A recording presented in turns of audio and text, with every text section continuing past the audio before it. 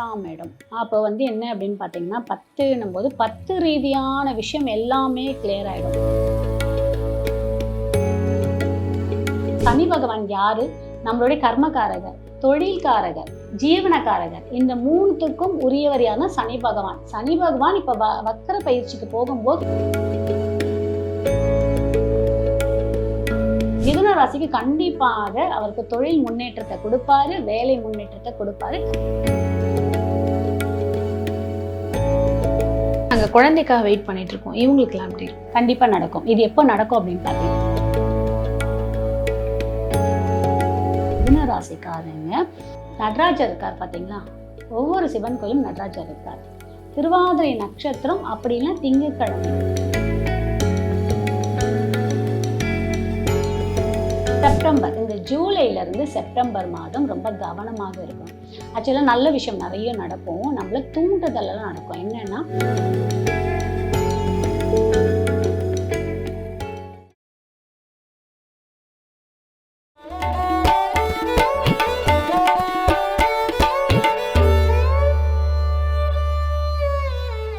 அடுத்ததாக மிதுன ராசிக்காரர்களுக்கு இந்த வக்கர சனி பயிற்சி என்ன மாதிரி மாற்றத்தை கொடுக்க போகுது?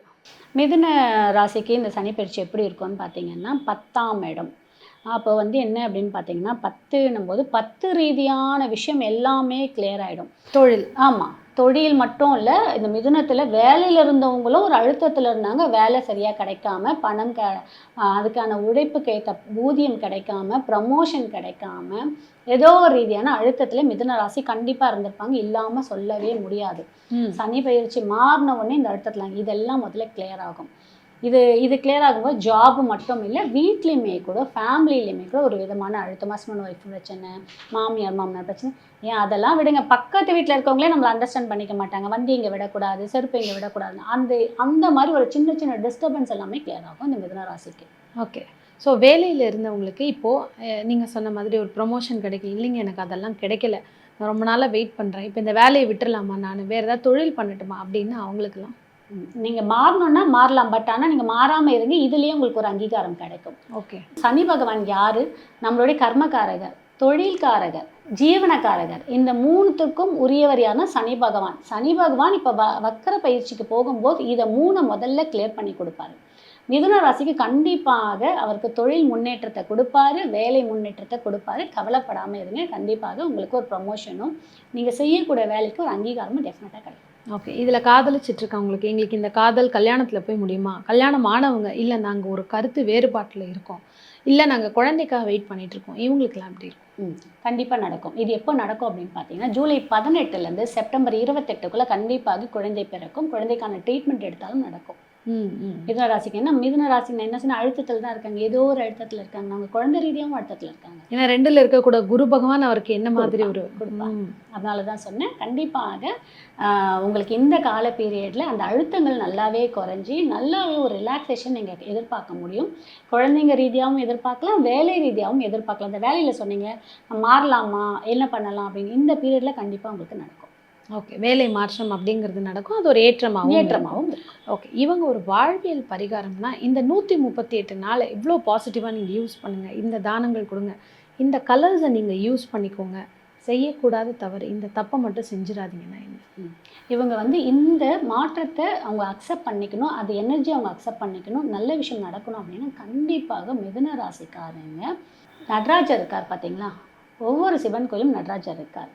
திருவாதிரை நட்சத்திரம் அப்படின்னா திங்கட்கிழமை மொத்தம் மிதுன ராசிக்காரங்களுமே அபிஷேகத்துக்கு வாங்கி கொடுத்து அபிஷேகம் பண்ணுங்க. மாதம் திருவாதிரை நட்சத்திரம் கண்டிப்பாக ஒரு நல்ல மாற்றம் இருக்கும். அதுலேயும் உங்கள் ஊரில் அர்த்தநாதீஸ்வரர் இருக்காரான்னு பாருங்கள். அவர் இருந்தாருமே கூட அவருக்குன்னு நீங்கள் இதை வாங்கி கொடுக்கும்போது கண்டிப்பாக உங்களுக்கு ஒரு நல்ல மாற்றம் இருக்கும். இல்லை இன்னும் நான் ரொம்ப கஷ்டப்பட்டுட்டு இருக்கேம்மா, இந்த 138 நாள் எனக்கு ஒரு நல்ல வாய்ப்பு கிடைக்கணும்னா ஒரு முறை சிதம்பரத்தில் இருக்கக்கூடிய நடராஜரை போய் பார்த்துட்டு வாங்க, கண்டிப்பாக உங்களுக்கு ஒரு நல்ல மாற்றம்.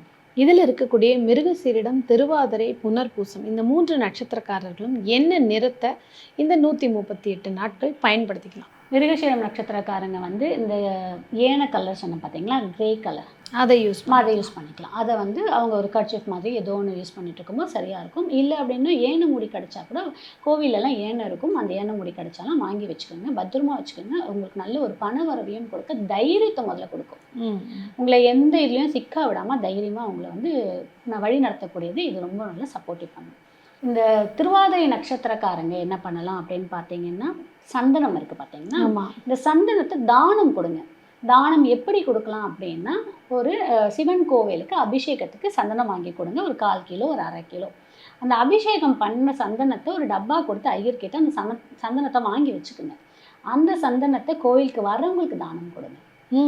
இந்த சந்தனம் கூட பன்னீர் மிக்ஸ் ஆகும்போது, ஏன்னா அபிஷேகத்துக்கு பன்னீர் மிக்ஸ் பண்ணி தான் ரொம்ப வாசனையாக இருக்கும். அந்த நறுமணம் மாதிரி உங்கள் வாழ்க்கையும் கண்டிப்பாக நறுமணத்தோட திருவாதிரை நட்சத்திரக்காரங்களுக்கு இருக்கும். ஓகே. அக்கறை பயிற்சி அவ்வளோ ஒரு சூப்பராக உங்களுக்கு ஒரு நல்ல ஒரு மாற்றத்தை கொடுக்கும், ஏற்றத்தையும். அடுத்ததாக புனர்பூசம் நட்சத்திரக்காரங்க கருப்பு கலர் வச்சுக்கலாம்.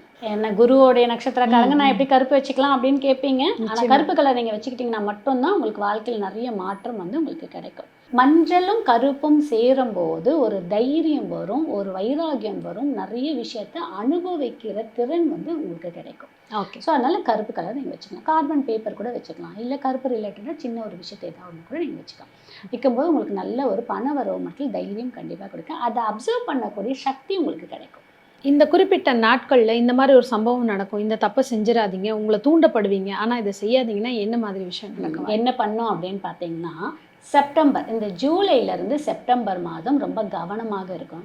ஆக்சுவலாக நல்ல விஷயம் நிறைய நடக்கும், நம்மள தூண்டுதலெல்லாம் நடக்கும். என்னென்னா, நம்ம ஒரு 60 ஸ்பீடில் வண்டி ஓட்டிகிட்டு போயிட்டு இருக்கோம்னு வச்சுக்கோங்களேன், நடுவில் ஏதாவது ஒன்று குறுக்கலை வர மாதிரி இருக்கும். அப்போ அந்த 60 ஸ்பீடில் போகும்போது நமக்கு ஒரு பிரேக் போடுறதுக்கு ஒரு பிரேக்கிங் பாயிண்ட் வேணும். நீங்களே உங்கள் பிரேக்கிங் பாயிண்ட்டுக்கு இந்த பரிகாரம்லாம் செஞ்சுக்கிட்டே இருங்க. கண்டிப்பாக இது ரொம்ப ஃபாஸ்ட்டில் போகிறோம்ல, அப்போ தான் திடீர்னு என்ன பண்ணுவாங்க அப்படின்னா, யாராவது ஒருத்தவங்க நமக்கு இந்த விட சேலரி உங்களுக்கு இன்னும் ஒரு 10,000 எக்ஸ்ட்ராவாக கொடுக்குறேன் அப்படின்வாங்க.